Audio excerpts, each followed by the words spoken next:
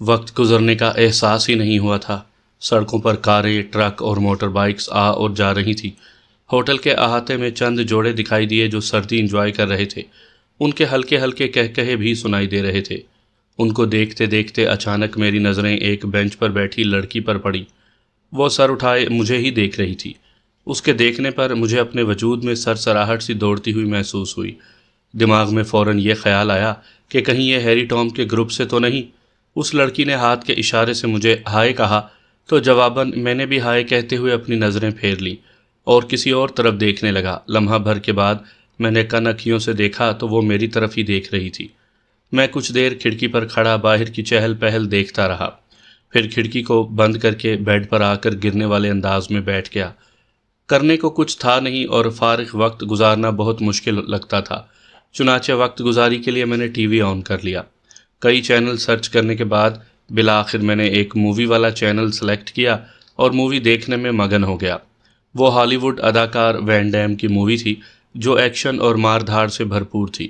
میں بھرپور دلچسپی سے مووی دیکھنے میں مگن ہو گیا۔ اس دوران میں نے رات کا کھانا بھی اپنے کمرے میں منگوا لیا تھا۔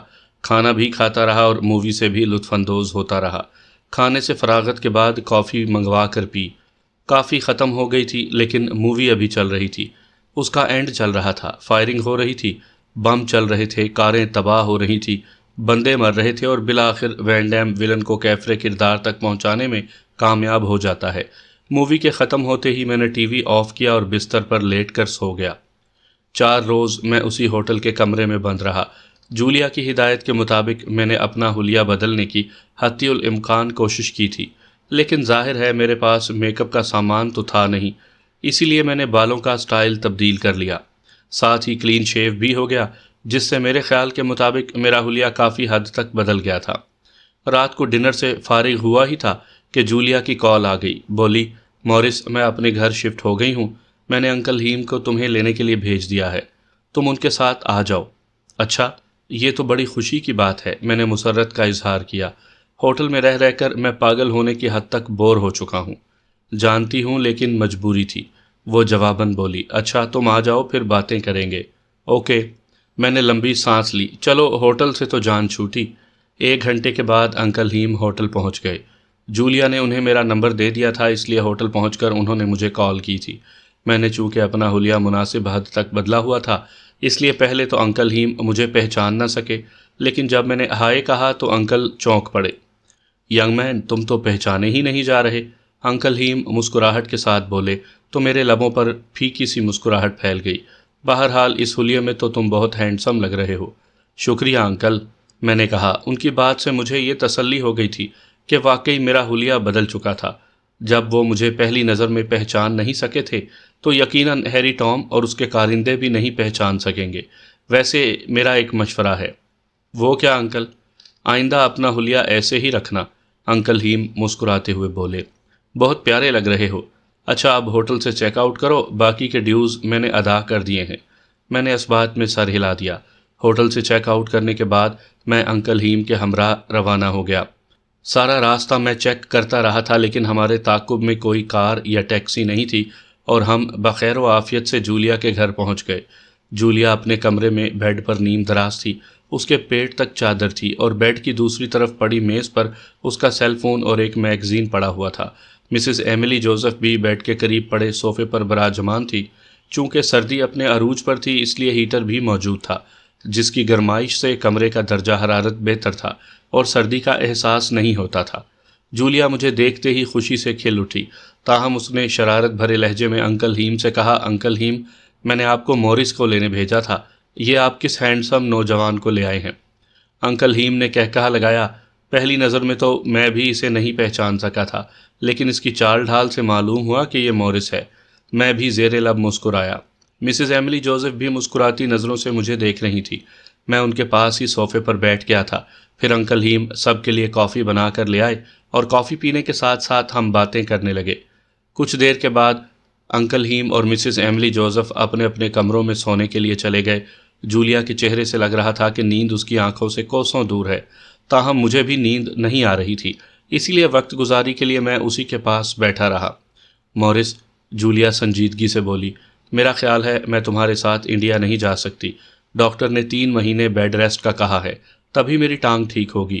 جانتا ہوں، جولیا نے کہا۔ تمہارے کاغذات تیار ہیں۔ کاغذات میں تم امریکی شہری ہو اور جب چاہو جس ملک چاہو جا سکتے ہو۔ تم کل مسٹر کین کے پاس چلے جانا، وہ پاسپورٹ تمہارے حوالے کر دیں گے۔ میری ان سے بات ہو چکی ہے۔ تمہارا شکریہ، میں نے بھی سنجیدگی سے کہا۔ اگر میری بہن کا مسئلہ نہ ہوتا تو میں بھی ابھی انڈیا نہ جاتا، لیکن میرا جانا مجبوری ہے، گاڈ کو یہی منظور ہے۔ جولیا نے تعصب سے اسبات میں سر ہلا دیا۔ ہم رات گئے تک باتیں کرتے رہے، پھر جب مجھے نیند آنے لگی تو میں جولیا سے اجازت لے کر اپنے لیے مختص کمرے میں آ گیا۔ بیڈ پر لیٹتے ہی میں نے سوچا کہ اچھا ہے جولیا میرے ساتھ نہیں جا رہی تھی۔ معلوم نہیں انڈیا میں میرے ساتھ کیا حالات پیش آئیں اور جولیا کہاں میرے ساتھ خوار ہوتی رہتی۔ کچھ ہی دیر گزری تھی کہ اچانک میری سماعت میں کھٹکے کی آواز پڑی تو میں بے اختیار چونک پڑا۔ سامعین کرام، آپ سن رہے ہیں ایک دلچسپ اردو کہانی جس کا نام ہے روسیہ۔ یہ اس سلسلے کی قسط نمبر 85 ہے۔ مجھے امید ہے آپ کو میری یہ کاوش پسند آ رہی ہوگی۔ آپ نے اگر ابھی تک میرا چینل کہانی گھر سبسکرائب نہیں کیا تو ابھی میرے چینل کو سبسکرائب کر کے بیل نوٹیفیکیشن آن کر لیجئے تاکہ آنے والی ہر نئی کہانی کی اطلاع بر وقت آپ تک پہنچ سکے۔ کھٹکے کی آواز مجھے اپنے کمرے کی کھڑکی پر سنائی دی تھی۔ میں کان کھڑے کر کے چند لمحے گو مگو کی کیفیت میں مبتلا بستر پر پڑا رہا اور سوچتا رہا کہ یہ کیسی کھٹکے کی آواز تھی جس کی وجہ سے میری آنکھ کھل گئی تھی۔ دفعتاً ایک بار پھر کھٹکے کی آواز سنائی دی تو میری چھٹی حس بھی میری طرح بیدار ہو گئی اور میں لحاف ایک سائیڈ پر کر کے بیٹھ گیا۔ کمرے کا دروازہ اور کھڑکی بند ہونے کی وجہ سے سردی کی شدت کم تھی، البتہ نائٹ بلب جل رہا تھا۔ میں بستر سے اتر کر کھڑکی پر آیا، تھوڑا سا پردہ ہٹا کر باہر جھانکنے کی کوشش کی۔ دوسری طرف گیلری تھی اور گھپ اندھیرا ہونے کی وجہ سے مجھے واضح طور پر کچھ دکھائی نہ دیا۔ میں پلٹا اور سوئچ بورڈ کا ایک بٹن پریس کر کے نائٹ بلب بند کیا اور واپس کھڑکی پر آ گیا۔ تھوڑا سا پردہ ہٹا کر اندھیرے میں دیکھنے کی کوشش کی۔ دفعتاً مجھے ایک ہیولا دکھائی دیا۔ وہ ہیولا کھڑکی کے قریب ہی موجود تھا اور اندھیرے کی وجہ سے مجھے اس کا چہرہ واضح دکھائی نہیں دے رہا تھا۔ میرے دماغ میں جھکڑ سے چلنے لگے۔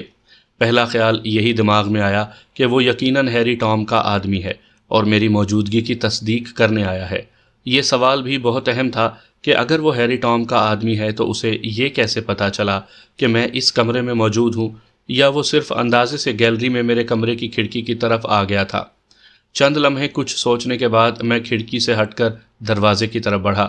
میں نے بے آواز طریقے سے ہینڈل گھما کر دروازہ کھولا اور باہر نکل گیا۔ گھر میں نائٹ بلب جل رہے تھے۔ میں نے دروازے کے قریب پڑی میز کی دراز کھولی اور ایک ٹارچ اٹھائی اور دبے قدموں چلتا ہوا باہر کی طرف بڑھا۔ چونکہ میں نے پورا گھر دیکھا ہوا تھا اس لیے میں اس کے چپے چپے سے واقف تھا۔ باہر نکل کر میں نے گیلری کا رخ کیا۔ چاند کی ملگجی روشنی چاروں اطراف پھیلی ہوئی تھی۔ سردی بھی اپنے عروج پر تھی، تاہم میں انتہائی محتاط کے ساتھ چلتا ہوا مطلوبہ گیلری کی طرف بڑھ رہا تھا۔ 2-3 گیلریوں سے ہوتے ہوئے جب میں مطلوبہ گیلری کے قریب پہنچا تو میں گیلری میں داخل ہونے کے بجائے دیوار کے ساتھ چپک گیا۔ لمحہ بھر کے بعد میں نے گیلری میں جھانکا تو واقعی مجھے چاند کی ملگجی روشنی میں ایک سایہ دکھائی دیا۔ میں جلدی سے پیچھے ہٹ گیا اور سوچنے لگا کہ اس پر قابو کیسے پاؤں۔ ٹارچ میرے ہاتھ میں تھی لیکن میں نے اسے جلایا نہیں تھا۔ ممکن تھا کہ اس کی روشنی سے وہ چونک جاتا اور فرار بھی ہو سکتا تھا۔ میں اسے پکڑنا چاہتا تھا تاکہ اس سے معلوم کروں کہ وہ کون ہے اور وہاں کیا کر رہا ہے۔ کچھ ہی دیر گزری تھی کہ میں نے ایک بار پھر گیلری میں جھانکا تو اس بار وہ میرے کمرے کی کھڑکی سے آنکھیں لگائے شاید کچھ دیکھنے کی کوشش کر رہا تھا، حالانکہ کھڑکی کے آگے پردہ تھا اور اسے کمرے میں کچھ بھی دکھائی نہیں دے سکتا تھا۔ بہرکیف مجھے اس پر قابو پانے کا موقع مل گیا تھا اور میں یہ موقع ضائع نہیں کرنا چاہتا تھا۔ چنانچہ میں گیلری میں داخل ہوا اور گھربا پا چلتا ہوا اس سائے کی طرف بڑھا۔ جب میں اس کے سر پر پہنچا تو شاید اسے میری موجودگی کا احساس ہو چکا تھا، اسی لیے برقی صورت سے سیدھے ہوتے ہوئے وہ مڑا ہی تھا کہ میں نے ہاتھ میں پکڑی ٹارچ اس کے سر پر رسید کر دی۔ اس کے منہ سے کراہ نکلی۔ وہ سنبھلنے ہی لگا تھا کہ میں ٹارچ کی دوسری ضرب بھی اس کے سر پر رسید کر چکا تھا۔ شاید اس بار ضرب کارگر ثابت ہوئی تھی۔ دوسری ضرب کے لگتے ہی وہ کراہتا ہوا ڈھیر ہو گیا۔ میں نے گھٹنوں کے بل فرش پر بیٹھ کر اسے سیدھا کیا اور ٹارچ کی روشنی آن کر کے اس کے چہرے پر ڈالی۔ وہ 35-40 سالہ مقامی باشندہ تھا۔ اس کے سر کے بال قدرے چھوٹے تھے اور اس نے گلے میں نیلے رنگ کا مفلر لپیٹا ہوا تھا۔ دائیں آنکھ کے اوپر کٹ کا ایک نشان تھا۔ ہلکی ہلکی داڑھی تھی لیکن مونچھیں نہیں تھی۔ میں چند لمحے اس کا بغور جائزہ لیتا رہا کہ دفعتاً مجھ پر تیز ٹارچ کی روشنی پڑی اور میں نے بے اختیار چونک کر گردن موڑ کر دیکھا۔ یک لخت میرے دماغ میں یہ خیال آیا کہ شاید آنے والا مقامی نوجوان کا ساتھی ہے۔ دماغ میں بجنے والے خطرے کی گھنٹی اس وقت معدوم ہو گئی جب انکل ہیم کی آواز گونجی، ینگ مین تم یہاں کیا کر رہے ہو؟ اور یہ چیخ کی آواز کیسی تھی؟ میں نے سکون کا ایک سانس اپنے اندر انڈیلا اور اٹھ کھڑا ہوا۔ اس دوران انکل ہیم تیز تیز چلتے ہوئے میرے قریب پہنچ چکے تھے۔ پھر جب ٹارچ کی روشنی بے ہوش پڑے مقامی نوجوان پر ڈالی تو وہ تشویش زدہ آواز میں مستفسر ہوئے، او ہو، یہ کون ہے؟ کیا یہ زندہ ہے؟ پتہ نہیں کون ہے، میں نے کندھے اچکائے۔ البتہ یہ زندہ ہے، اسے میں نے ہی بے ہوش کیا ہے، اور چیخ کی آواز بھی اسی کی تھی۔ میں نے ان کے سارے سوالوں کے جواب دے دیے۔ شاید یہ چور ہے، انکل ہیم نے اندازہ لگاتے ہوئے کہا۔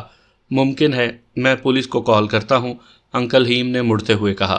نہیں انکل، میں نے جلدی سے انہیں روکا، آپ پولیس کو فون نہ کریں۔ کیوں ینگ مین؟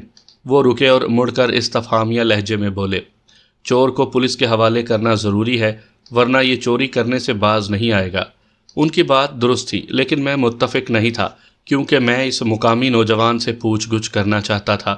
ممکن ہے وہ ہیری ٹام کا آدمی ہو اور میری اور جولیا کی نگرانی کر رہا ہو۔ انکل ہیم کو میں کسی طرح ٹالنا چاہتا تھا۔ اگر انہوں نے پولیس بلا لی تو پھر میرا منصوبہ دھرے کا دھرا رہ جائے گا۔ میں نے چند لمحے سوچ کر انکل ہیم سے کہا، آپ کی بات درست ہے، فی الحال آپ جائیں، میں اسے دیکھ لیتا ہوں۔ ہو سکتا ہے اسے میرے فادر نے میرے پیچھے بھیجا ہو، اور اگر یہ چور ہوا تو میں خود پولیس کو کال کر کے اسے ان کے حوالے کر دوں گا۔ صد شکر کہ انکل ہیم میری بات سے متفق ہو گئے تھے۔ میں نے سکون کی سانس لی۔ ان کے جانے کے بعد میں نے ٹارچ جیب میں رکھی اور مقامی نوجوان کو اٹھا کر کاندھے پر لادا اور گیراج سے ملحقہ کمرے کی طرف بڑھ گیا۔ اس کمرے میں سوائے چند کرسیوں اور ایک میز کے اور کوئی قابل ذکر چیز موجود نہیں تھی۔ دیوار میں ایک الماری تھی جس میں اوزار پڑے ہوئے تھے۔ میں نے کمرے میں داخل ہو کر پہلے لائٹ آن کی، پھر اس مقامی نوجوان کو کرسی پر ڈال دیا۔ الماری کھول کر رسی تلاش کرنے کی کوشش کی، لیکن رسی نہ ملی تو میں نے اس کی گردن کے گرد لپیٹا ہوا مفلر اتار کر اسے 2 حصوں میں تقسیم کیا اور پھر اس کے دونوں ہاتھ کرسی کے بازوؤں سے باندھ دیے۔ دفعتاً مجھے خیال آیا کہ مجھے باہر جا کر دیکھنا چاہیے، اس کے دیگر ساتھی بھی موجود ہو سکتے تھے۔ چنانچہ میں نے کمرے کی لائٹ آف کی اور باہر آ کر قرب و جوار کا اچھی طرح جائزہ لیا۔ جولیا کے گھر سے چند فرلانگ کے فاصلے پر درختوں کے جھنڈ میں سیاہ رنگ کی ایک کار کھڑی تھی، لیکن اس میں کوئی موجود نہیں تھا۔ معلوم نہیں یہ کار مقامی نوجوان کی تھی یا کسی اور کی۔ یہ بھی ممکن تھا کہ وہاں رہنے والے کسی مکین کی کار ہو۔ میں نے اکثر وہاں کاریں باہر ہی درختوں کے جھنڈ میں پارک ہوئی دیکھی تھی۔ باہر کیف میں نے اچھی طرح تسلی کر لی، پھر واپس گیراج سے ملحقہ کمرے میں آ گیا۔ لائٹ آن کرنے کے بعد دروازہ اندر سے لاک کر دیا۔ وہ مقامی نوجوان بدستور بے ہوش پڑا تھا۔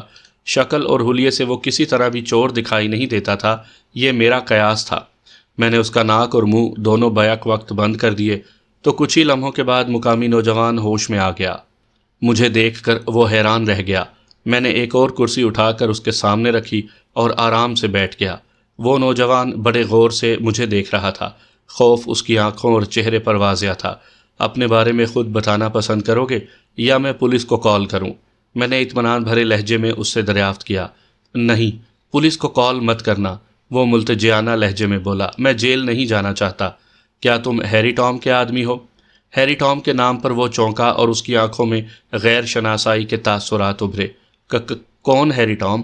میں کسی ہیری ٹام کو نہیں جانتا۔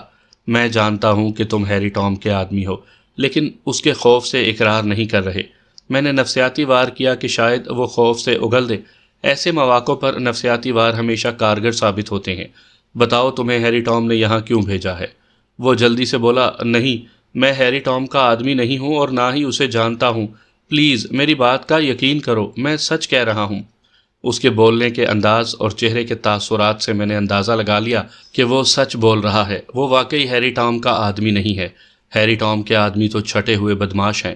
وہ اتنی آسانی سے کہاں اقرار کرنے والے ہیں؟ تشدد کے باوجود بھی وہ آسانی سے منہ کھولنے والے بھی نہیں۔ تاہم میں نے سنجیدہ لہجے میں کہا، تو پھر کون ہو؟ میں چور ہوں، وہ شکست خوردہ لہجے میں بولا، اور چوری کر کے اپنا گزارا کرتا ہوں۔ میں صبح سے بھوکا ہوں، کسی نے مجھے کھانے کے لیے کچھ نہیں دیا۔ کھانا چوری کرنے ہی میں اس گھر میں آیا تھا۔ کیا تم سچ کہہ رہے ہو؟ میں نے اس کی آنکھوں میں جھانکا۔ ہاں، میں یسوع کی قسم کھاتا ہوں، میں سچ کہہ رہا ہوں، اس نے قسم کھاتے ہوئے کہا تو میں نے طویل سانس لی۔ واقعی وہ ہیری ٹام کا آدمی نہیں تھا۔ ہیری ٹام کا آدمی بھلا اتنی آسانی سے کیسے قابو آ سکتا تھا؟ اسے قابو کرنے کے لیے خاصی جد و جہد کرنی پڑتی، حالانکہ میں نے اس چور کے سر پر ٹارچ کی صرف 2 ضربیں ہی لگائی تھی اور وہ بے ہوش ہو گیا تھا۔ ٹھیک ہے، اب مجھے یقین آ گیا ہے، میں نے کرسی کی پشت سے ٹیک لگاتے ہوئے کہا۔ کیا نام ہے تمہارا؟ رینالڈ، اس نے جواب دیا۔ کہاں رہتے ہو؟ ایلس ولیج میں رہتا ہوں، اس نے جواب دیا۔ کہیں نوکری کیوں نہیں کرتے؟ میں نے ہونٹ چباتے ہوئے کہا۔ چوری کرنے سے بہتر ہے بندہ چھوٹی موٹی نوکری ہی کر لے۔ اس نے اس بات میں سر ہلایا، پھر مغموم لہجے میں بولا، نوکری بھی کی ہے لیکن میرا مزاج نہیں ملتا تھا۔ دراصل میں پابندیوں میں کام نہیں کر سکتا، یہی وجہ ہے کہ میں کسی بھی جگہ 1 یا 2 ہفتے سے زیادہ نہیں کام کر سکا اور چھوڑ دیا۔ پھر تو اس میں صرف تمہارا ہی قصور ہے، میں نے زیر لب مسکراتے ہوئے کہا۔ ہاں، کہہ سکتے ہو، اس نے دوبارہ اس بات میں سر ہلایا، لیکن اب میں نے سوچ لیا ہے اگر اب مجھے کہیں بھی نوکری ملی تو میں جتنی بھی پابندیاں ہوں گی برداشت کر لوں گا۔ اچھی بات ہے، کیا مجھے کچھ کھانے کو مل سکتا ہے؟ اس نے معصومیت سے پوچھا۔ بہت بھوک لگی ہے اور برداشت سے باہر ہے۔ میں کرسی سے اٹھ کھڑا ہوا۔ میں دیکھتا ہوں، شاید کچھ کھانے کو مل جائے۔ میرے ہاتھ تو کھولتے جاؤ۔ میں جانے کے لیے مڑا تو اس نے کہا، میں بیٹھے بیٹھے تھک گیا ہوں۔ میں نے چند لمحے کچھ سوچا، پھر اس کے ہاتھ کھول دیے۔ پھر اسے اسی کمرے میں رہنے کا کہہ کر میں باہر چلا آیا اور چلتا ہوا گھر کے اندر داخل ہو گیا۔ دروازے پر ہی مجھے انکل ہیم مل گئے۔ وہ بے چین دکھائی دے رہے تھے۔ کیا وہ بھاگ گیا؟ مجھے دیکھتے ہی انکل ہیم نے پوچھا۔ نہیں، وہ گیراج والے کمرے میں موجود ہے، میں نے جواباً بتایا۔ بیچارہ صبح سے بھوکا ہے، اگر کھانے کے لیے کچھ پڑا ہوا ہو تو مجھے دے دیں، میں اسے دے دیتا ہوں۔ دیکھا، میں نے کہا تھا نا کہ وہ چور ہے۔ انکل ہیم اپنے اندازے پر فخر کر رہے تھے۔ تم اس کی بات پر یقین نہ کرو کہ وہ بھوکا ہے، اس نے یقیناً تمہیں چکر دینے کی کوشش کی ہے۔ میں نے لمبی سانس لی۔ انکل، مجھے چکر دے کر وہ میرا کیا بگاڑ لے گا؟ پلیز اگر کچھ کھانے کو ہے تو مجھے دے دیں۔ انکل ہیم لمحہ بھر مجھے گھورتے رہے، پھر بولے، اچھا تم جاؤ، میں کھانا لے کر آتا ہوں۔ شکریہ انکل، میں کہتے ساتھ ہی مڑا اور گیراج والے کمرے میں آ گیا۔ رینالڈ بدستور کرسی پر بیٹھا ہوا تھا۔ مجھے خالی ہاتھ دیکھ کر اس کے چہرے پر مایوسی پھیل گئی۔ شاید وہ یہی سمجھا تھا کہ گھر میں کھانے کے لیے کچھ بھی موجود نہیں، اس لیے میں خالی ہاتھ واپس آ گیا ہوں۔ تمہارے لیے کھانا آ رہا ہے، میں نے کرسی پر بیٹھتے ہوئے کہا۔ انکل ہیم لا رہے ہیں۔ کھانے کا سنتے ہی اس کے مایوس چہرے پر چمک دوڑ گئی اور مسکرا دیا۔ کچھ ہی دیر کے بعد انکل ہیم ایک ٹرے میں ایک سینڈوچ اور پانی سے بھرا گلاس لے کر آ گئے۔ وہ غور سے رینالڈ کو دیکھ رہے تھے۔ انہوں نے ٹرے میز پر رکھی تو رینالڈ سینڈوچ پر ایسے ٹوٹ پڑا جیسے وہ کئی دنوں سے بھوکا ہو۔ ہم دونوں خاموشی سے اسے دیکھ رہے تھے۔ سینڈوچ کھانے اور پانی پینے کے بعد اس نے انکل ہیم سے کہا، کیا ایک اور سینڈوچ مل سکتا ہے؟ میری بھوک ابھی نہیں مٹی۔ نہیں، صرف یہی ایک پڑا تھا، انکل ہیم نے برا سا منہ بناتے ہوئے کہا۔ چلو ٹھیک ہے، اس نے اس بات میں گردن ہلاتے ہوئے کہا۔ ویسے بھی صبح ہونے والی ہے، مجھے اب اجازت دیں۔ انکل ہیم اسے باہر تک چھوڑ آئے۔ میں بھی اپنے کمرے میں آ گیا۔ صبح کے 5:15 بج رہے تھے۔ فجر کی نماز کا وقت ہونے والا تھا۔ میں نے واش روم میں جا کر ضروریات سے فراغت کے بعد وضو کیا اور الماری میں سے ایک چادر نکال کر قالین پر بچھائی اور نماز فجر ادا کی۔ نماز فجر ادا کرنے کے بعد مجھے خاصا سکون محسوس ہوا۔ میں نے اللہ سے اپنی بہن اور دوسری لڑکیوں کی سلامتی اور عزت کی گڑ گڑا کر دعائیں کی۔ ناشتے کے بعد میں جولیا کے کمرے میں آ گیا۔ وہ بھی ناشتے سے فارغ ہو چکی تھی اور کافی پی رہی تھی۔ اس نے ایک نرس ہائر کر لی تھی جو اس کا بے حد خیال رکھ رہی تھی۔ وہ ایک نوجوان اور خوبصورت لڑکی تھی اور قریبی ہسپتال میں جاب کرتی تھی۔ وہ اپنے کام سے کام رکھنے والی لڑکی تھی۔ جولیا نے اس کا نام ڈائنا بتایا تھا۔ جب میں جولیا کے کمرے میں آتا تھا تو وہ خاموشی سے باہر چلی جاتی تھی۔ حال احوال دریافت کرنے کے بعد جولیا رات والے واقعے کے بارے میں استفسار کرنے لگی۔ شاید اسے انکل ہیم نے بتا دیا تھا۔ میں نے اسے مختصر طور پر بتانے کے بعد جھجکتے ہوئے پوچھا، جولیا، کیا میرا پاسپورٹ بن چکا ہوگا؟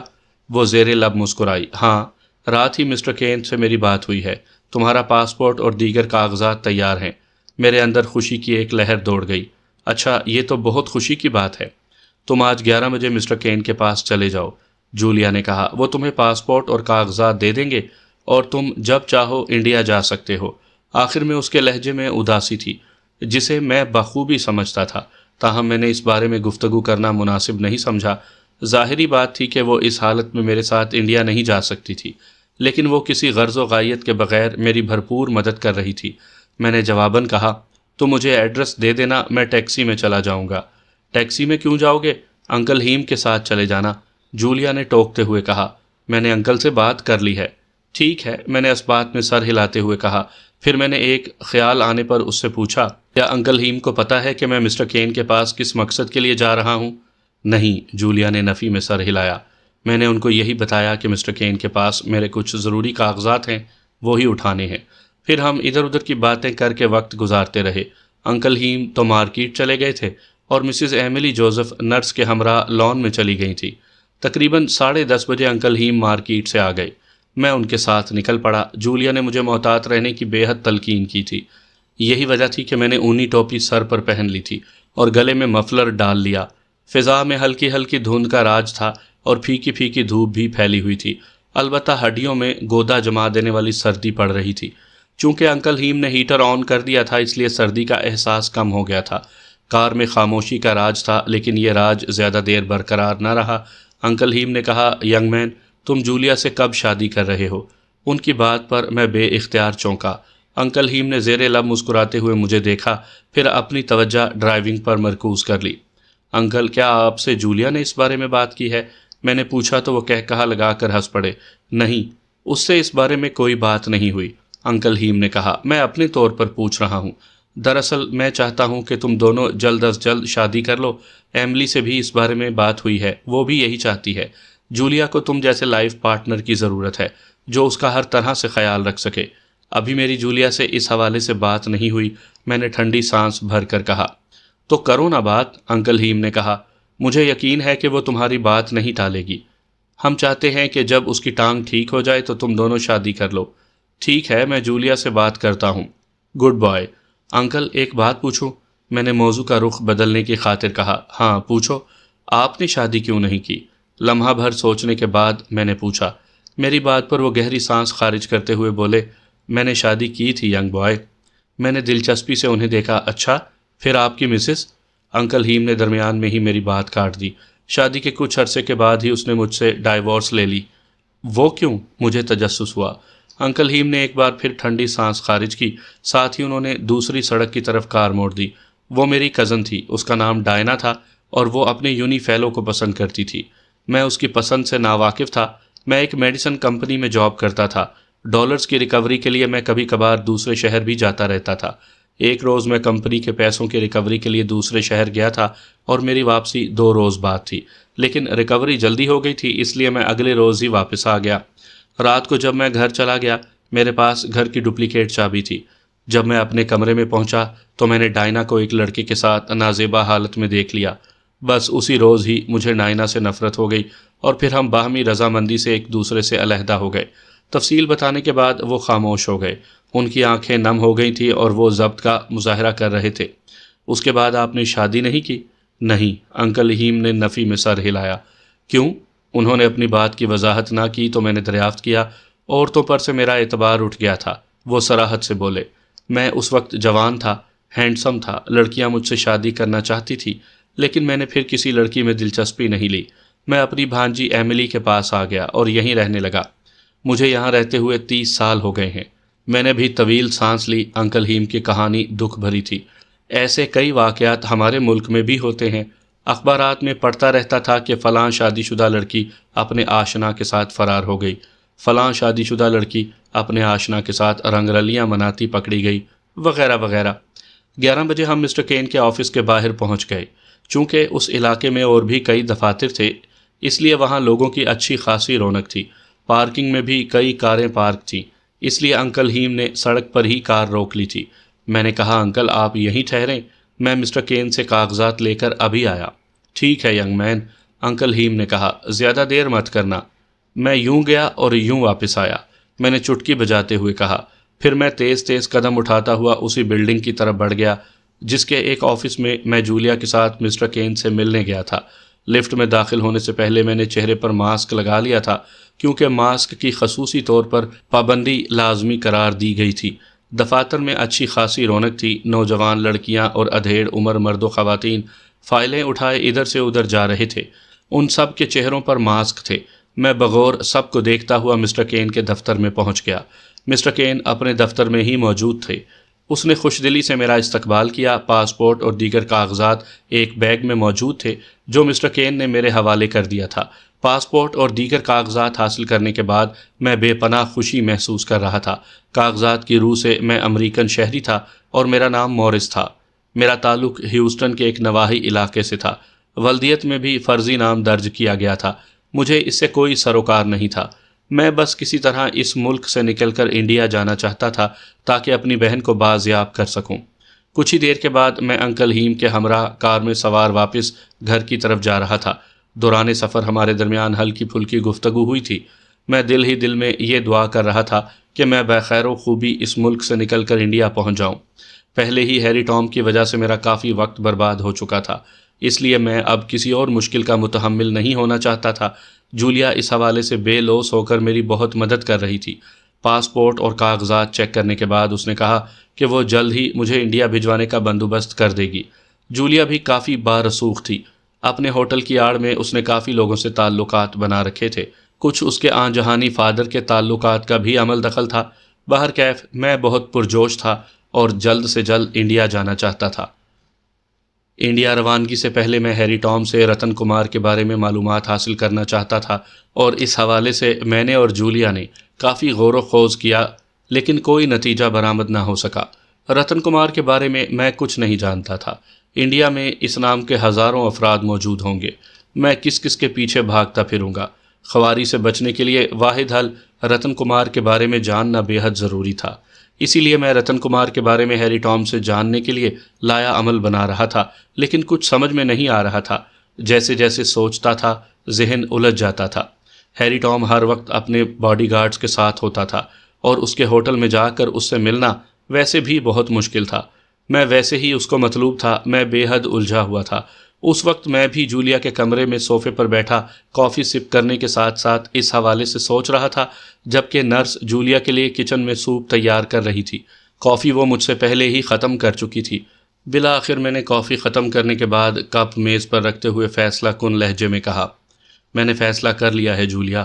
کیسا فیصلہ؟ جولیا نے جواب طلب نظروں سے مجھے دیکھتے ہوئے استفسار کیا۔ یہی کہ میں ہیری ٹام سے رتن کمار کے بارے میں معلوم کرنے جاؤں گا۔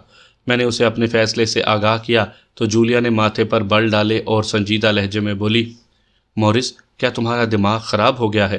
میرے جواب نہ دینے پر وہ دوبارہ تفہیمی لہجے میں بولی، جانتے بھی ہو کہ اس کے باڈی گارڈز ہر وقت اس کے ساتھ ہوتے ہیں، اور سب سے اہم یہ کہ وہ خود تمہاری تلاش میں ہے۔ اب تم اگر اس کے ہتھے چڑھ گئے تو پھر تمہارے لیے اس کے چنگل سے نکلنا محال ہو جائے گا۔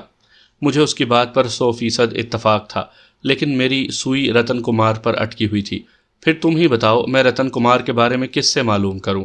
میری بات پر وہ خاموش ہو گئی اور کچھ سوچنے لگی۔ اس کے چہرے پر بھی سوچ کی لکیریں ابھری ہوئی تھیں۔ چند لمحوں کے بعد وہ بولی، فرض کرو اگر تم ہیری ٹام تک پہنچ بھی جاؤ تو وہ آسانی سے زبان کھولنے والا نہیں۔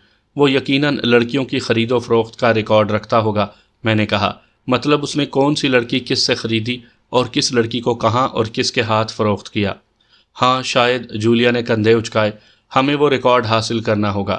میں نے صوفے سے اٹھتے ہوئے کہا، بے شک اگر ریکارڈ نہیں ملتا تو کم از کم رتن کمار کے بارے میں ہی پتہ چل جائے، یہی کافی ہے۔ جولیا نے ہنکاری بھری۔ اس کے ماتھے پر بدستور سوچ کی لکیریں موجود تھیں۔ یقیناً وہ کچھ سوچ رہی تھی، لیکن مسئلہ یہی ہے کہ ریکارڈ حاصل کیسے کریں۔ میں نے کمرے میں ٹہلنا شروع کر دیا۔ ساتھ ہی میں کوئی طریقہ بھی سوچ رہا تھا کہ جس سے مجھے ہیری ٹام سے ریکارڈ مل جائے۔ پھر میں جولیا کے بیڈ کے قریب پہنچ کر رکا اور ایک خیال کے تحت بولا، کیا تم کسی ایسے آدمی کو جانتی ہو جو ہمارا یہ کام کر دے، یعنی وہ کسی طرح ہیری ٹام کے بارے میں معلوم کر سکے؟ سوچنا پڑے گا۔ تو پھر سوچو جولیا، میں نے اپنے الفاظ پر زور دیتے ہوئے کہا۔ مجھے امید ہے کہ کوئی نہ کوئی ایسا آدمی ضرور تمہارے ذہن میں آ جائے گا جو یہ کام کر سکے۔ اچھا تم بیٹھ جاؤ، میں سوچتی ہوں، جولیا نے اس بات میں سر ہلاتے ہوئے کہا اور ساتھ ہی مجھے صوفے پر بیٹھنے کا اشارہ کیا تو میں خاموشی سے صوفے پر بیٹھ گیا، لیکن بے چینی کسی طرح بھی ختم نہیں ہوئی تھی۔ ہم سے ایک غلطی ہو گئی ہے۔ وہ کیا؟ میں نے آنکھیں سکیڑ کر اسے دیکھتے ہوئے دریافت کیا۔ اسماعیل شاہد کو مارنے سے پہلے اگر اس سے رتن کمار کے بارے میں معلوم کر لیتے تو… میں نے صورت سے اس کی بات کاٹی۔ میرا نہیں خیال کہ ہیری ٹام نے اسے رتن کمار کے بارے میں بتایا ہوگا۔ لمحہ بھر خاموش رہنے کے بعد میں نے مزید کہا، اب یہیں سے اندازہ لگا لو ہیری ٹام نے اسماعیل شاہد کو یہی بتایا تھا کہ میں مر گیا ہوں، اس لیے وہ مطمئن تھا اور بالآخر ہمارے جال میں پھنس گیا۔